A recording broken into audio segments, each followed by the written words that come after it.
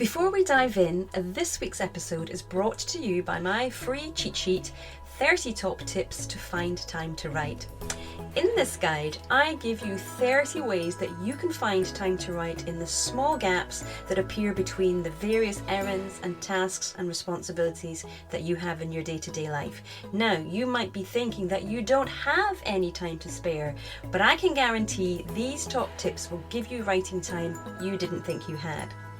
If you thought writing always involved a pen and paper or a keyboard, think again. If you thought you needed at least an hour at a time to write your manuscript, I help you reframe that. You won't be disappointed. Get your free copy of 30 Top Tips to Find Time to Write by going to emmadesi.com/30 top tips. Okay, let's dive in to today's episode. Danielle M Orsino is a fantasy novelist whose lifelong vision is to create whimsical realms that her readers can escape to. Her compelling word weaving pays homage to a multitude of personal muses, from Claremont and George Perez to Anne Rice, Jim Henson and Wonder Woman. With an unwavering passion for cosplay and comics, it was a unanimous decision to place her on the cover of each book in her Fae cosplay glory. And the book covers are divine, by the way.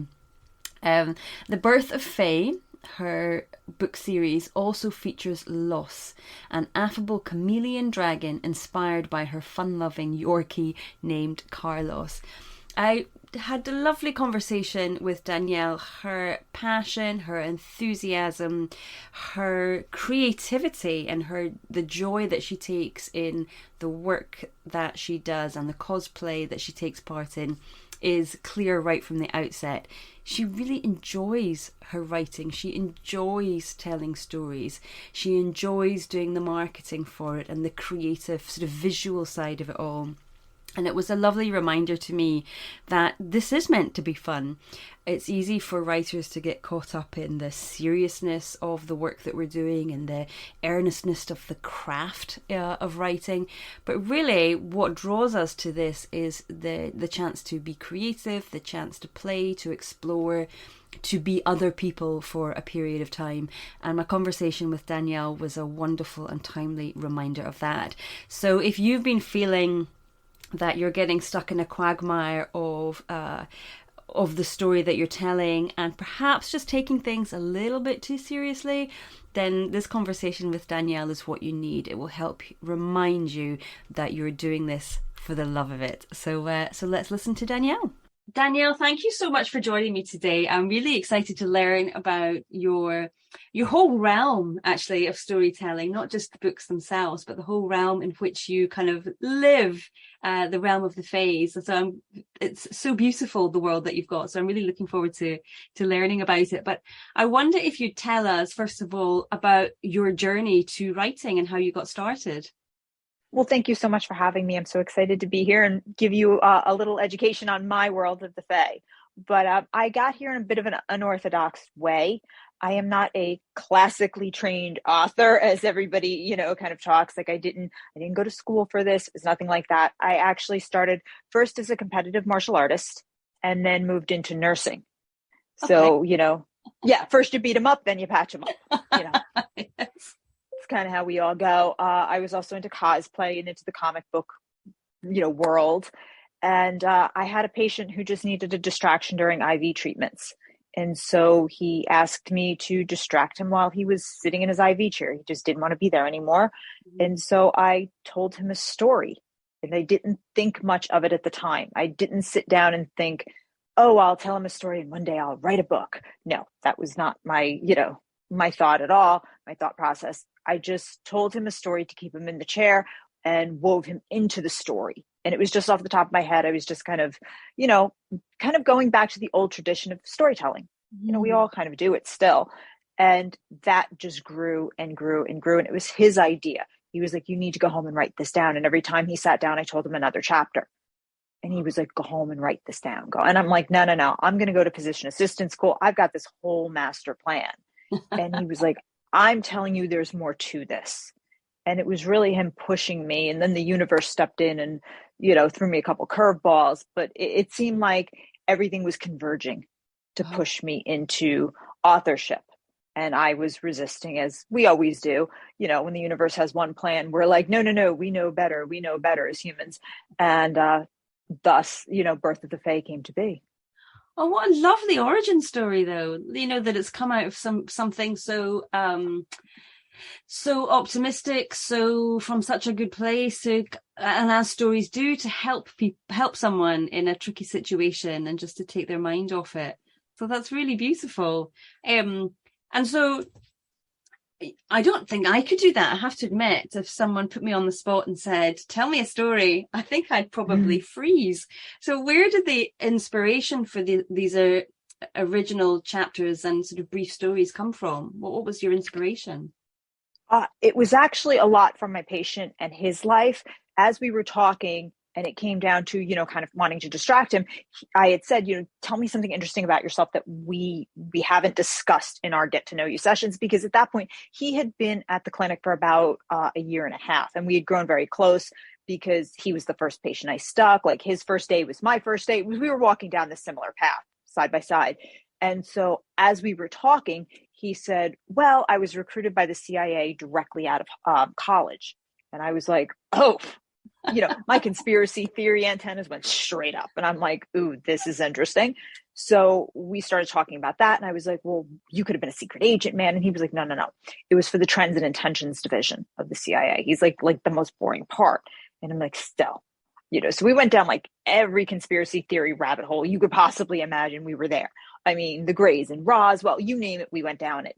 And so from that moment, I decided to just off the top of my head kind of make up this story about the CIA agent who was in the Lyme disease clinic to find out, if this nurse was a Fae human hybrid, and he was there to kind of get some information on her. And that's how it went. So I really made it about being in the clinic, just, the surrounding I was in.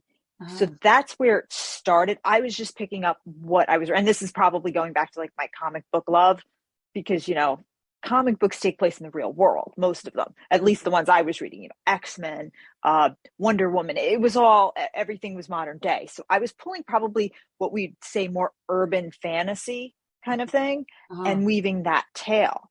And then as I would tell him the story, he would say, well, who's this? And what are the Fae? And I'm like, oh, okay. I was like, well, and then off the top of my head, I just said angels who were locked out of heaven after the war with their creator and Lucifer. And we would just kind of flash back and go back and forth. And when something would actually happen in the IV room, I would turn it into a chapter. Wow. And we just kind of kept doing that. And so I wasn't thinking I'm weaving a tale, I just thought, if anything, it was more like campfire, being in Girl Scouts and just telling tales. We would do that in Girl Scouts. Like, you would pass the stick and you would have to add on to a story. Yeah. So, that's really what I thought of. I wasn't thinking, oh, here I am, telling this great origin story. It was just me talking and not thinking much of, what this would lead to. Yeah, but that's so interesting, because I think that's where the best ideas come from. When, no matter how much planning we do for a novel, usually the best bits are the bits that pop out of our subconscious and we haven't actually given any real thought to. So that's, I think that's wonderful. I think it's how, if we could, that would be how all stories certainly start in their beginnings. But you mentioned comics there, so talk to me a little bit then about how comics, what it is you love about comics, and then how they have sort of influenced the fiction that you're now writing. I've always been a comic book fan, but it probably started being very little and watching the reruns of Batman and Robin, the old Adam West, Burt Ward, and then Yvonne Craig when she, go kicked her way onto the screen as Batgirl and being like, oh my gosh, and then leading into the Green Hornet with Bruce Lee. And I was just enamored. The minute I saw Bruce Lee, I thought, who is this? Like, forget Batman and Robin. Who is this? Because he's the greatest thing I'd ever seen at that point. He probably captured my imagination the most, because to me, he was different. He got to drive the car. He never got captured. He didn't need a utility belt.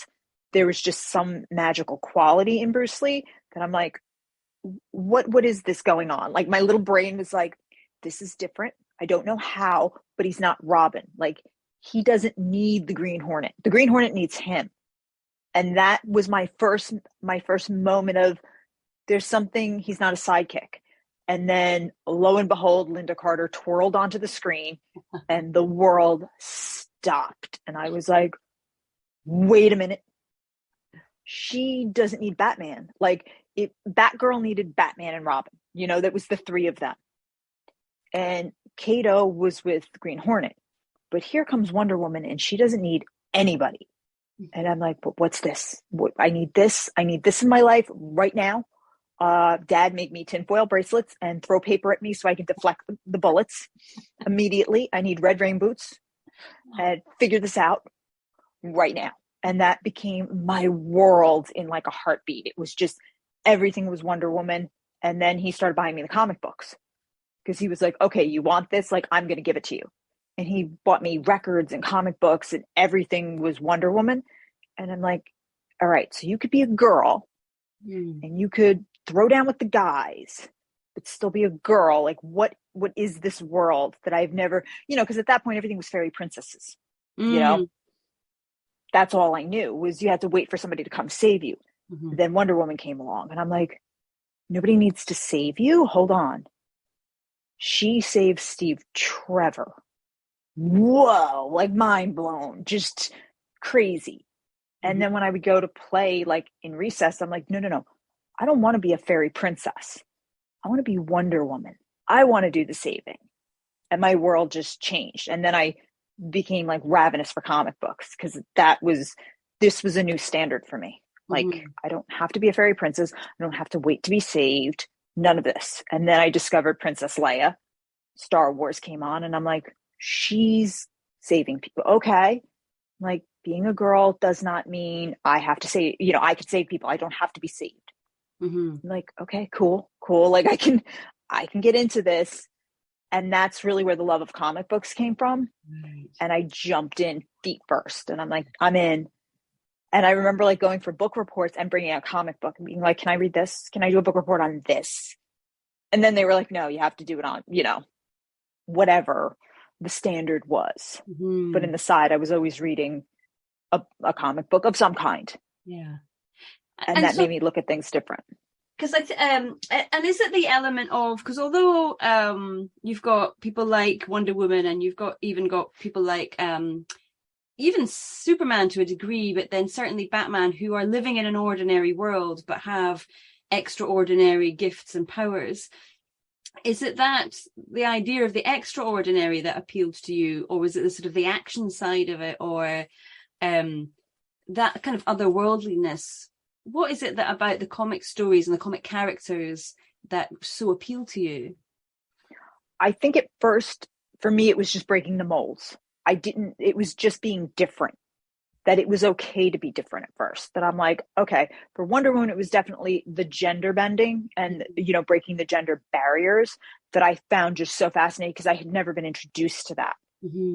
Everything I had seen was just women are to the side. We don't do that. And then, even Charlie's Angels was like, oh, okay, wait a minute. That's kind of cool. This is different. This was more in line with Wonder Woman. I'm like, okay, you don't need superpowers. Cool. Like, I can get on board. That was different. As I read more comic books and X-Men came in, it was like, it's okay to be different, because I was a different kind of child. I thought about things differently.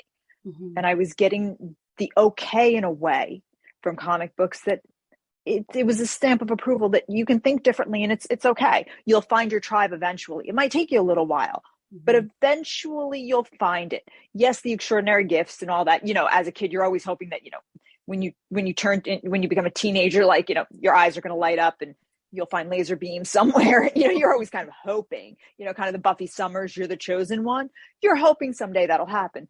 But then as you grow up and you realize, okay, that's not going to, but you can make yourself extraordinary. You realize that's a possibility, and you can build your own world. So in a way, comic books give you hope, and they let you know that probably who's ever writing them kind of went through the same thing. And once again, you're finding your tribe. So I think that's what stuck out to me. And that even though it's happening in an extraordinary world, the problems and the issues are still the same. Mm-hmm. When you break it all down, it's still the same thing. It's still, bottom line, good versus evil. There's still bigotry. There's still all these things happening. They just might have mechanical arms. Mm-hmm. You Mm-hmm. know, it's all of that, but everybody's still insecure. You know, Peter Parker is still wondering if he should ask MJ out. Like, it's all the same. There's still the same stuff going on, and you're going, okay, I get it. Like, Uh-huh. it's everybody's on the same level. Whether you have superpowers or not, you're still wondering, does that person like me? Am I going to the school dance? Like, it's really all there. And even as they grow up, it's still the same thing. Batman is still having an emotional trauma. He's Yes. still grieving. Yes. He's still going through it. It's kind of nice to know that superpowers don't solve all of your problems. I Mm. think there's something comforting in that, in a way. Yes. I think that's wonderful. I hadn't thought about it like that. And I love that you said, you didn't use that word, but you did say along the lines of that the comic books kind of gave you permission to be different, Mm-hmm. and that was okay. And particularly this sentiment around, you will find your tribe, you will find your group, you will find the people who are like you, but it might take longer. And that's certainly something. I have children, and that's certainly something that we've been discussing in our house as well. And that feeling that wanting to conform, but here you have these wonderful characters who live outlandish lives saying it's okay to be outlandish and it's okay to not conform, and you can come and not conform with us. So that's Mm-hmm. a lovely way of seeing it. And so has that influenced your writing now? Do you kind of incorporate the characters and storylines that you write about? Do they incorporate characters who kind of are extraordinary but are also sort of on the fringes, perhaps? I think it's definitely been influenced, especially in the Birth of the Fae series. My characters are going through a lot of that. They've been abandoned by their creator. They're trying to find their own identities. And so I think there is a little of that in all of us, because that's something we have all been through. But when I examine my main characters, there's definitely a little comic book influence. I joke, King Jarvok, one of my main protagonists in the series, there's probably a little Magneto in him. You know, his methodology you may not agree with, but in the end, he's always got his kin at heart. Mm-hmm. You might not like it. You might not, don't ask him how he's going to get from point A to B, because you won't like it, but he's doing it with his kin's best interest. Mm-hmm. You just don't agree with him all the time. There's always kind of a little bit of past characters that I've really enjoyed. There's I have Chris Claremont, who's the godfather of the X-Men. It's probably been a major influence, back deep in the back of my head. I probably always kind of drew from him in some capacity. George Perez, who wrote Wonder Woman and a lot of other things, those writers have probably influenced me as I wrote. I just didn't know it at the time, but now looking back, I've kind of noted them as, persons of influence.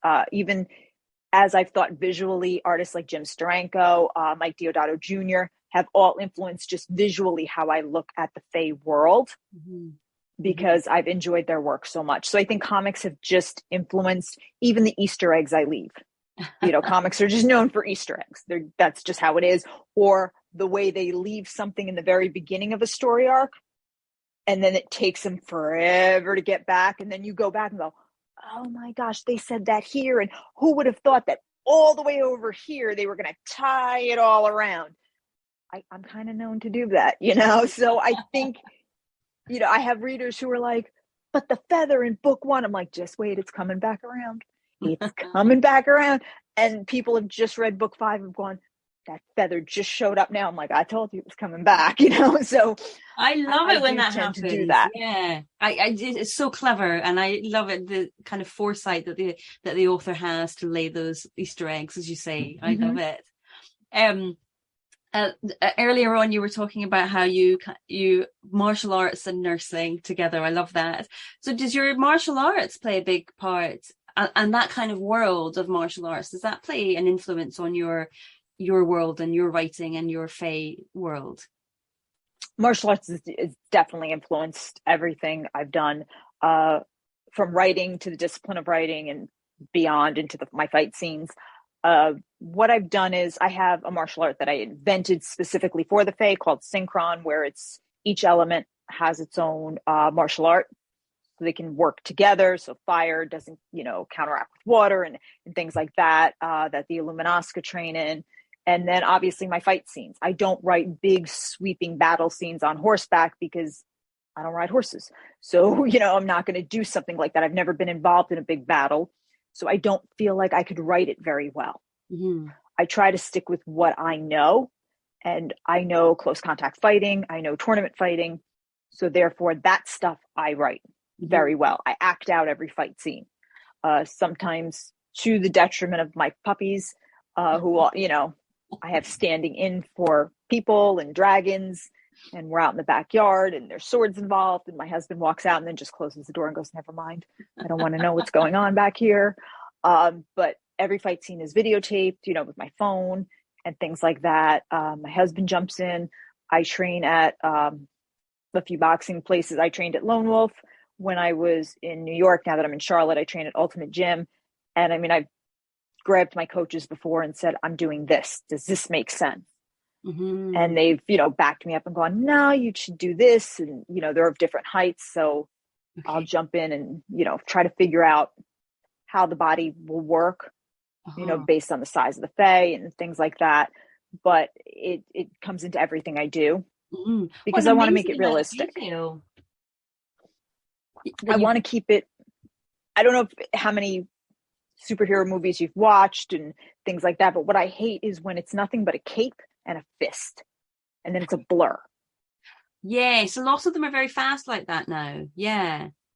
And you're sitting there going, okay, what I think he hit that one and I think she did this. And I think some of the better fight scenes was the first Wonder Woman in the church.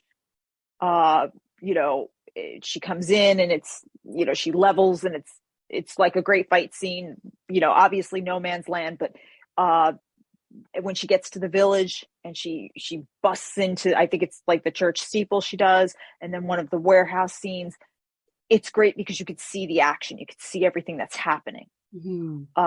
I like that. I like where you can actually visualize each thing and the reaction of the other person. Mm-hmm. That's what I try to do with my fight scenes. So I will sit and act them out until I'm totally sure that, okay, this is, and it gets me in trouble because sometimes I'll sit there and I'll write it out. And then I'm like, okay, is it from the perspective of the other person? It should be your left hand or my left hand. And I sit here and I go back and forth and I rewrite it. And I'm like, well, technically, am I looking at this person? But then it's their left hand and then it's my right hand. And I go, and it's dizzying by the end of it. And I'm not even sure where I'm like, where am I? But I do that. I don't do these big Lord of the Rings sweeping battles because I feel like you get lost and then you're looking at it from like an aerial perspective. Yeah. And you're just like, okay, whose side is this that side or that? That I don't do. Mm-hmm. I just try to keep it to maybe a maximum of 4 people. Right. Because I think if it's more than that, you're like, I don't know who I'm looking at. I don't know what's happening. Yeah, and I think actually that's a good rule of thumb for even for non-fight scenes, in order for your reader to be able to see who's in a room and who's doing what and saying what. I think 4 is probably the maximum that you want. That's quite a lot of people to keep control of as you're writing and being clear about who's there and who's saying or doing what. And so what martial arts do you do? I started in Taekwondo, ITF style. I stayed there for about 10 years and competed. And then I jumped to Kung Fu and then Kung Fu Wushu. So I was in, long fist Kung Fu and then Wushu. And I competed. My last competition was with the WKA US team, where I went to the World Championships with Wushu and I competed in Eagle Claw. Wow, gosh. So you know your stuff then. You've been doing this for a long, long time. Yeah. Wow. Yes, gosh, I'm in awe.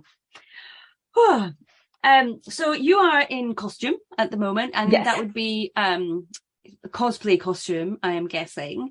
So yes. Tell us a little, for those of us that don't know, tell us a little bit about what cosplay is and why you enjoy it so much. Cosplay is just a physical expression of your fandom, whatever that is.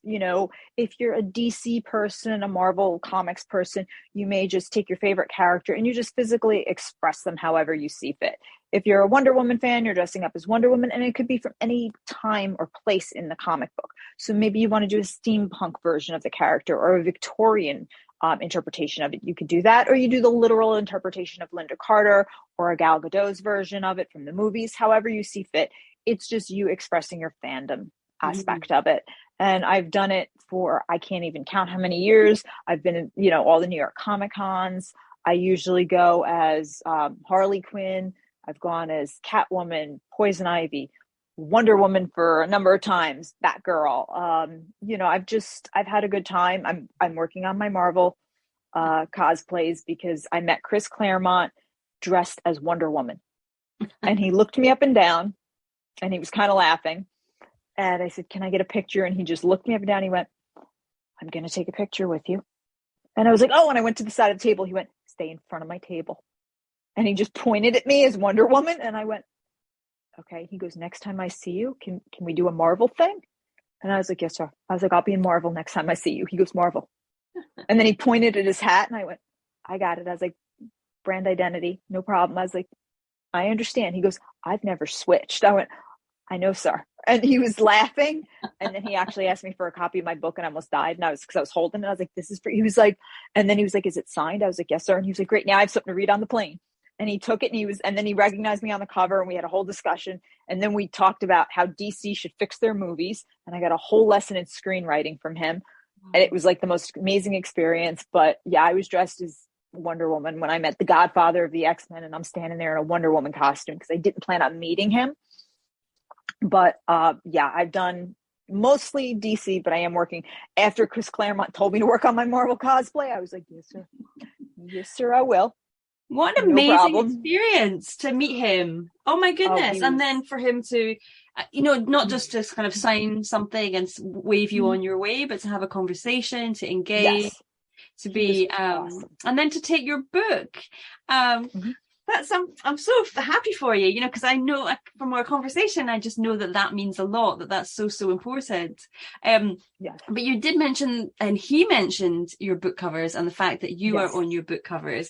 So it's wonderful. And I encourage everybody to go and look at Danielle's book covers because they're beautiful and really cleverly done, I think. So share with us how the idea for you being on your book covers came about, and how, if you know, kind of how they kind of matched you into the Fae world, if you like. Oh, thank you. My book covers originally, let me just start. That was not my idea. That was Four Horsemen Publications idea. Valerie Willis and Erica Lance. Erica is the CEO of Four Horsemen Publications. Valerie Willis is the COO, and she does a lot of the creative kind of aspects of it.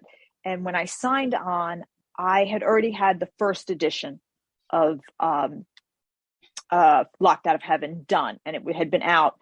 I left my first publisher, because they just didn't really know what they were doing with it, and it was back and forth, and I had done most of the work. So the first edition is blue with just typeset. Okay. And so I had already had the idea for the second, for Thine Eyes of Mercy, to be light blue with typeset, and I was going to kind of have little Easter eggs in it. And so I'd shown it to Val and Erica, and I said, oh, this, and they went, they kind of was back and forth, and they said, you know, and I said, oh, it's going to be all these blues, because, you know, as the series goes on, I said, you know, we're going to go from dark blue to light blue to represent Fae blood and this whole thing. And they were just like, okay, but do you understand what it looks like under fluorescent lights? And I'm like, no, what do you mean? And they said, light blue washes out. And they said, this is in Barnes and Noble, you're not going to be able to see it. And I went, oh. I was like, okay. And they said, yeah, your first cover is dark blue with gold. Your second cover is light blue with pearlescent white. They were like, white under fluorescent lights is not good.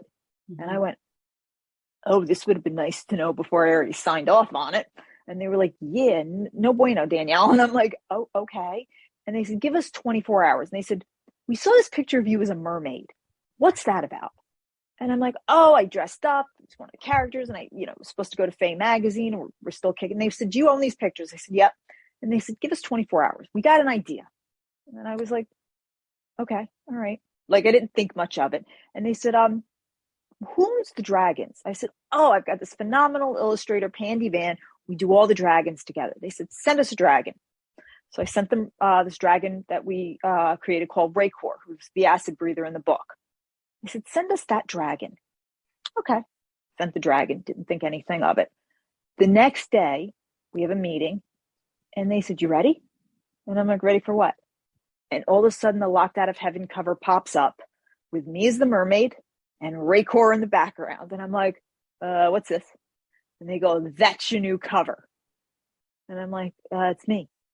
And they were like, "Yep, here's the thing, D." And I'm like, what's the thing, guys? And they were like, "We're putting you on all the covers." They and are I'm like, fantastic. Like they're beautiful.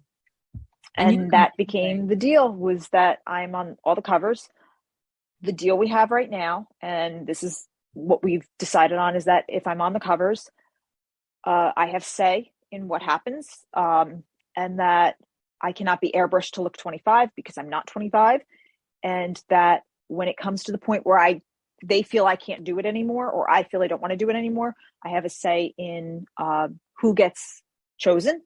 And that, they gently tell me with a pint of Haagen-Dazs. I call them every name in the book, and the next day all is forgiven.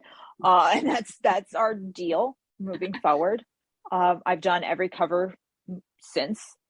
We've done Locked Out of Heaven, Thine Eyes of Mercy, From the Ashes, Kingdom Come, and A Fae is done. And that's how it's gone so far. And we've had a great time doing it. It's been lovely. As far as I know, I'm one of the only fantasy authors to, write the book and be on the cover.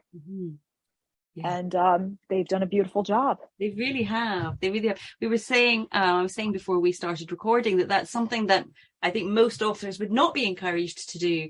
But in this instance, it really, really works. And I think it must be one of your real selling points as well. It makes you stand out from the crowd, and your covers stand out. They're phenomenal. Thank you. So I want to just talk a little bit about the actual writing of the books before I ask you to tell us about the books.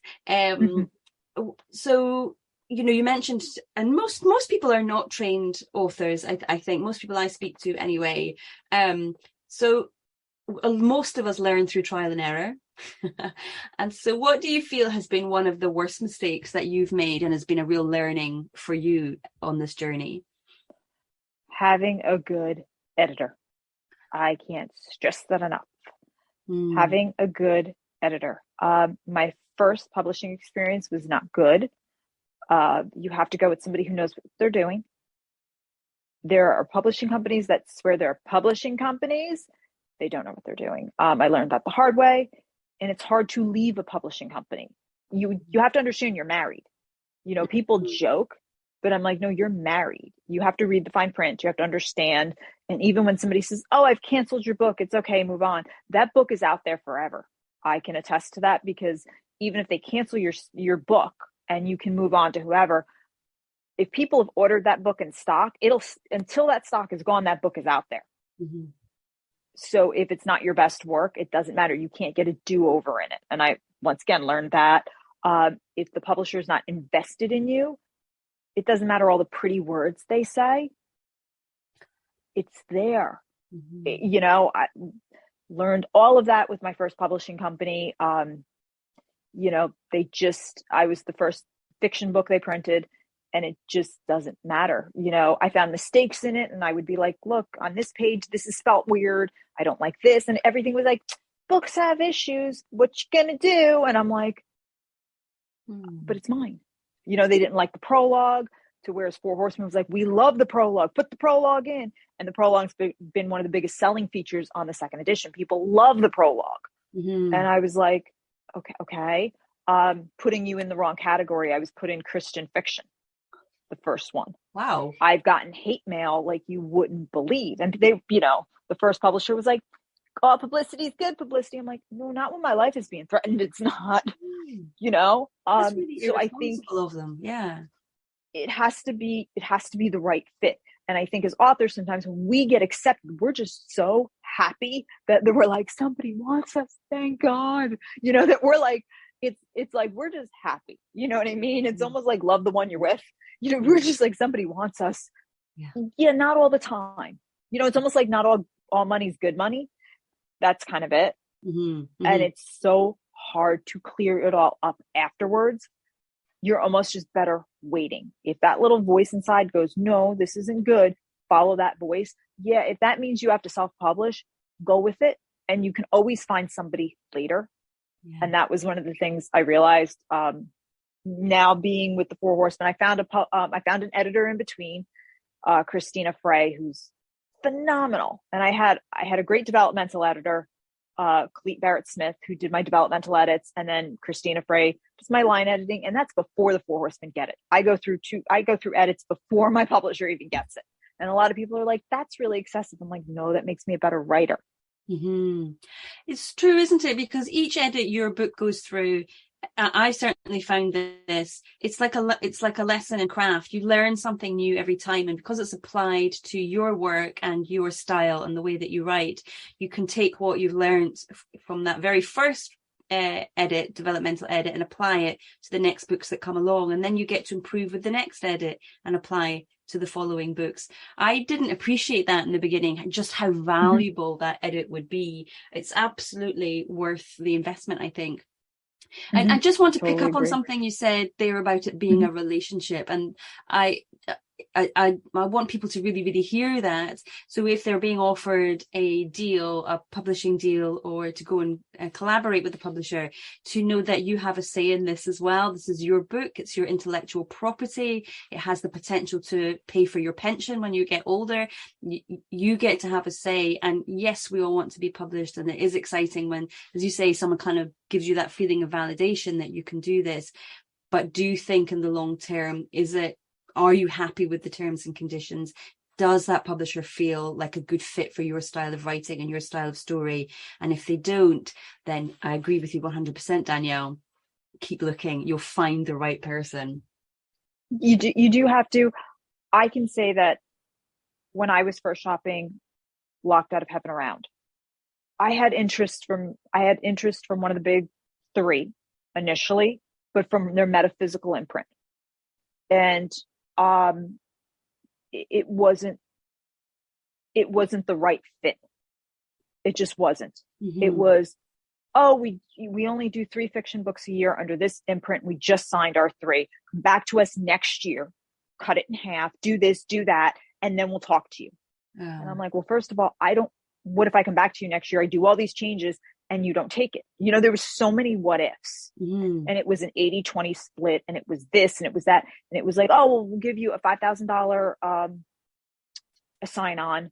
But if I didn't rank a certain time within the first 30 days, like I didn't get publicity, there was a lot of, you know what I mean? And people don't realize that, like, you still have to market, you still have to do your own publicity. And I was like, okay, I'll think about it. And I still went searching, but I got to that desperation point too. And then I went to a smaller indie publisher who was like, go to this editor, because this is who we use, put it through another edit. And I did.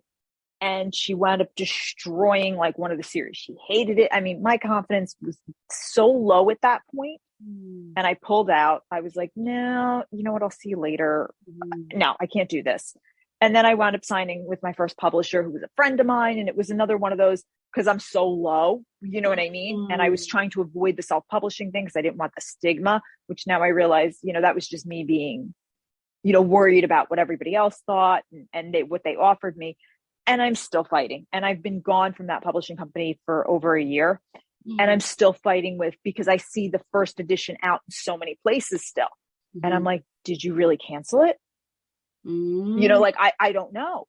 Now I have the email, I have this, but I can still find it on Walmart. You know what I mean? And then I go on Amazon selling it for $10 because Amazon is now making me compete with myself, because right before it was supposedly canceled, they bought a pallet of them because it was doing well.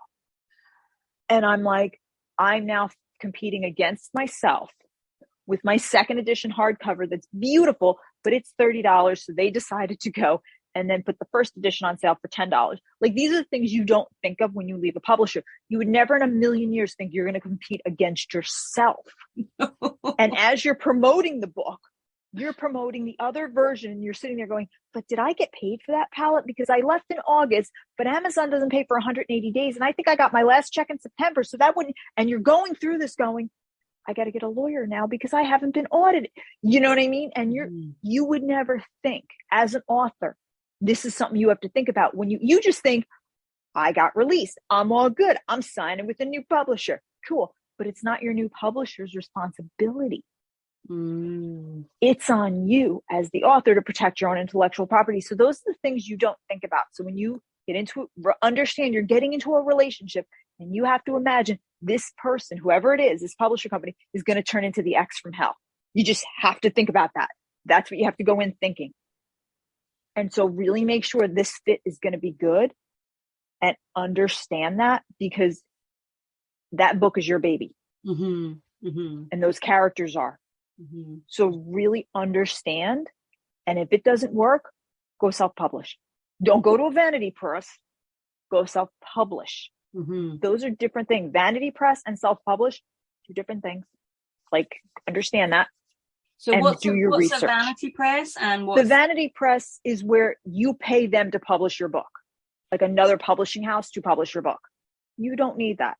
You can go and self-publish your book and still get into a lot of places, but understand whatever money you put into self-publishing, you got to double, triple, quadruple that to market it, because marketing's where it's at. You can write the greatest book, but if nobody's ever heard of it, what's it going to do for you? Yeah, it's so true. Yeah, find it. If people, I've certainly learned this. This has been my learning experience. I thought the hardest thing I would do would be to write the book itself to a state where I'm proud of the work that I've done. But actually what I've come to learn is finding readers, that is actually the hardest thing. But you've got to keep going. It's all part of the process, part of the journey. And it's also part of the fun. I think something else to remember, that this is a fun world to be in, and you get to do something that you love, you enjoy, you love the community that you work with. And then these bumps along the road, that happens in any industry, and we learn from it. So now, Danielle, you will have some amazing anecdotes to tell, and yes, wonderful experience that you have learned from, and it will serve you well going forward. So don't be put off, anybody. It's part of any industry that you're in, and it's part of the fun, believe it or not. So tell us about your Birth of Fae, the Birth of Fae series, because you've got 5 books, I think. So tell us a little bit about the world and the series, and why people would love them.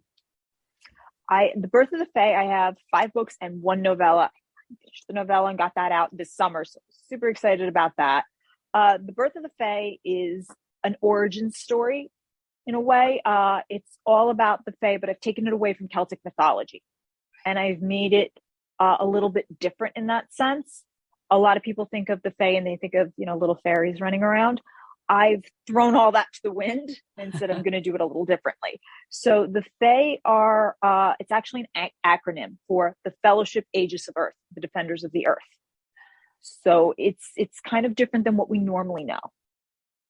The Fae are actually angels who, there's 2 sects of angels. The Power Brigade angels, who are the foot soldiers of the archangels. Okay. They're the army of the archangels, and then the virtue angels. These are your nature angels, and they are sent to Earth to prep it for their creator's next experiment, which from the whisperings they hear are these creatures called humans. Okay. And they are sent here and they're told, get it ready. So they have angels who maybe have to get mountains. They have to make mountains, and ones who protect water and all the creatures in the water. And that's what they do. They do not fight. They just protect the earth and get it ready. The Power Brigade angels actually fight Lucifer's horde, and that's all they do. Right. The virtue angels are just under the archangels. They are highly regarded. They all have names and identities and free will. The Power Brigade angels have no names. They have to give them up in order to say, I will fight and defend the shining kingdom and the earth and everything that goes with it. Okay. So that's all they do. And these 2 find themselves one day not allowed to return to the shining kingdom. They don't know why. They don't know what happened. They just find one day they cannot go home. And they're not told any reason. They just now have to survive. But in doing so, being cut off from the shining kingdom and the glory, their wings decay. Okay. So everything that you think of as an angel is gone. Right. And each side blames the other one. Okay. So Power Brigade thinks it's the virtue angels, and the virtue angels don't even blame the Power Brigade. They just want to figure out, why can't we go home? Because we're the creator's favorites. Of course he would let us home. And then we pick it up there, and we get to see them try to survive without identity without a job, which I think we all know what that's like at some point or another in our lives. Yeah. When we're wrapped up in our job or wrapped up in our status. Mm-hmm. And so from there, they have to learn to survive and learn to make do on earth. And then when humans come along, changes everything, because they realize if they're worshipped as our pagan gods and goddesses, it gives them power. Worship equals power. And so from the beginning of time onward, the books show what happens when humans inhabit the earth and how they now have to get along.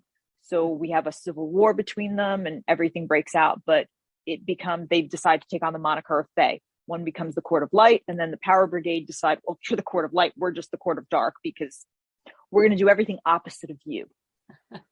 Oh, there's so many kind of mirrors there for our own human worlds, isn't there? Exactly. And it works sounds very, there. and so I'm guessing because of the martial arts stuff we were talking about earlier, there's some good action in there as well. Very strong characters, I would imagine, too. Yes, there's a lot of action. I have dragons, lots of dragons, because, dragons are vernacular in the fantasy world. So we have dragons, we have mermaids, we have dryads. All of your fantasy creatures and how they came to be are explained in the book. Oh, lovely. Oh, it sounds fab. Fantastic. And so what are you working? So you've just had a book out, the novella came out in the summer. Congratulations on that. So are you working on a new series, the 6th in the series? What are you working on now? I'm finishing up book 6, which is Forgive Us. And then that will end volume 1 of the series.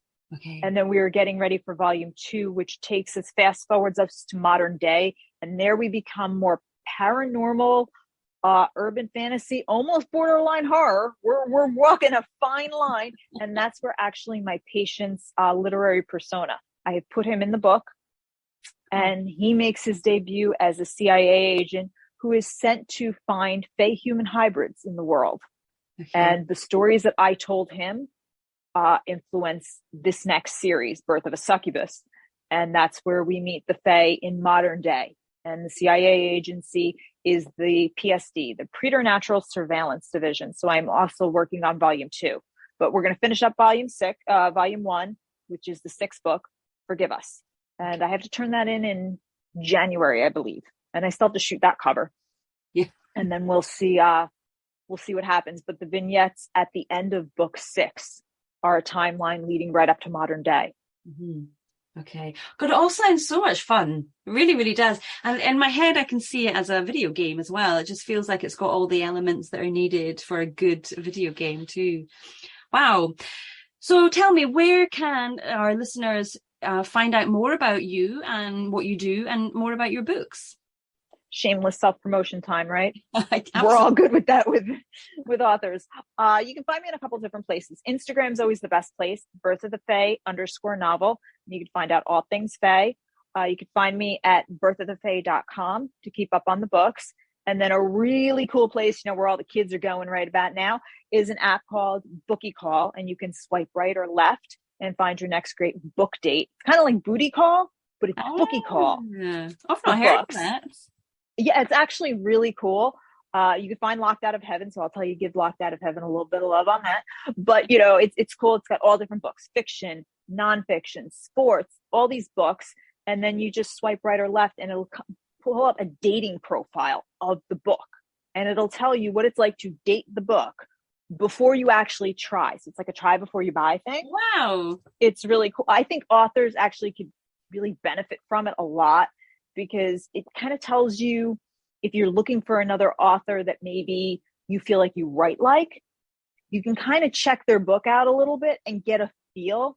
Mm-hmm. And I think like for writer's block, it's probably a cool thing to check out, but it's a great app. It's on iOS, it's on Android. And then they're doing this awesome event called, it's a Bookie Call in the metaverse. So it's BookieCon, and they have, I think 3,000 people going, so you can get tickets and check out Bookie Call, and they're having 100 authors in the metaverse. It's the first BookieCon in the metaverse, the first BookCon in the metaverse, and I'm going to be there, of course. All online. Is that what that means? It's in the metaverse. Yeah, I know. It's like really cool, and they built it out, and there's 100 authors going. You can go talk to them. They're going to have readings, all these cool question and answers. And then you go talk to your favorite author and like find out about their books and have little one-on-ones and like group things. And it's all in the metaverse. Like it's amazing. So that's going to be on November 12th, but you can go check them out on Instagram and, you know, go check out and hang out in the metaverse with your favorite author. I mean, who wouldn't love that? Come check me out. Yeah, hang out with the Queen of the Fae. So where can people find out about that? The BookieCon? You can check them out on Instagram at BookieCall. Okay. I'll link to that in the show notes for people. Yeah. Fabulous. Oh my goodness, Danielle, it's been so eye-opening for me. I've learned such a lot today. Thank you so much. I've really enjoyed our conversation and hearing your origin story as well. So thank you so much for your time. Thank you so much for having me. I really appreciated this. I hope everybody had a good time hanging out with the Fae. Yeah. If you're a first-time novelist who is struggling to either finish your novel or get those revisions to where you want them to be, then I've got just the thing for you.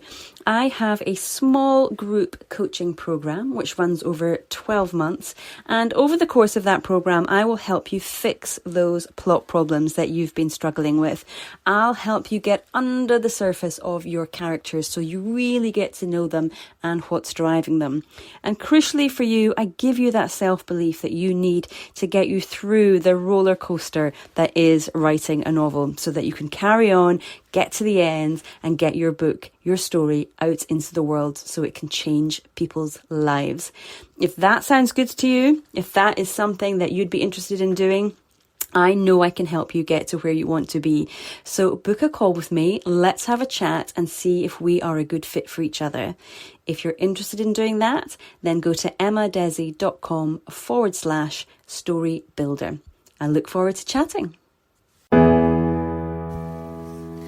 Well, thank you so much for joining me today. I hope you found that helpful and inspirational. Now, don't forget to come on over to Facebook and join my group, Turning Readers into Writers.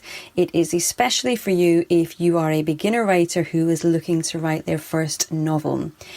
If you join the group, you will also find a free cheat sheet there called 3 Secret Hacks to Write with Consistency. So go to emmadesi.com/turning readers into writers, hit join. Can't wait to see you in there. All right. Thank you. Bye-bye.